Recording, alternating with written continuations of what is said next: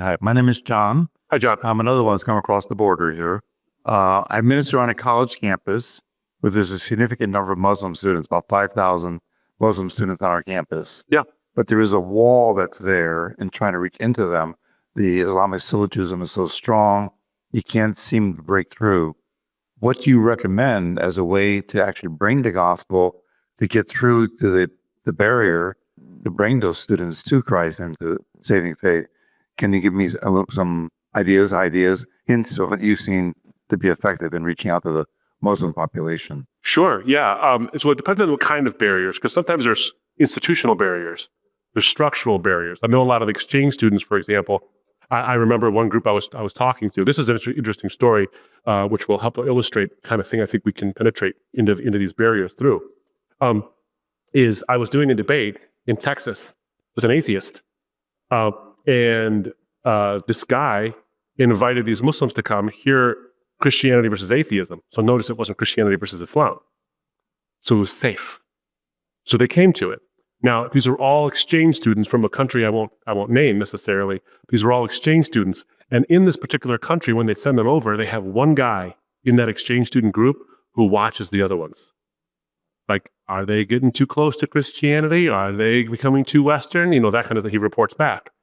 Well, for whatever reason, they came to this Baptist group who sponsored my being there, had a large group meeting after my debate. I did this debate. I was dead tired. And they said, come and give your testimony to a bunch of us afterwards. I'm like, okay. It's like running a sprint after a marathon, you know. So I'm there and I'm talking, and one of the guys shows up because he's like, it's safe. And so he starts asking me questions. I'm like, well, come on up to the thing. We'll have a dialogue. It was great.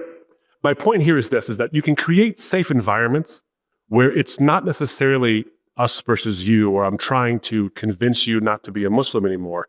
You can create dialogues with other worldviews. They're there. They're very interested, especially on various campuses where they want to come and hear these things. There's a mosque that's opening up down the street from where you live, for example. I remember that when a mosque was opening up down the street from a church I was attending, they were like, how do we stop the mosque from opening up down the street? I'm like, why would you do that? Do you have any good legal arguments? No? Well, then don't. What you should do is bake an incredibly large tray of sweets made with no animal shortening whatsoever, walk over to them and say, welcome to the neighborhood. We're from the church down the street. This is all halal. It's not made with, we didn't bless it or, pray Islamically over it. We just didn't make any animal shortening in it. You can eat it. We'd love to have you over at our church for a dialogue one of these days. So you invite them to dialogue. And then you also create as many friendships as you possibly can, because, and one of the best ways to engage in a real conversation that isn't threatening is to ask questions. So if you see a woman who is muhajibi, she's wearing a hijab, you ask her, simple question, hey, why do you wear that? What's that about? Is it important to you that you wear that? And why?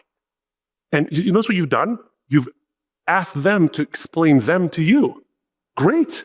And just keep asking follow-up questions and genuine curiosity. They will eventually ask you a question. And if you form that relationship, if you breach that barrier, then comes the key question you need to ask. And this is the key question. What do you think of Jesus? Because they have an opinion. And then when they tell you it, the follow-up question is, why do you think that?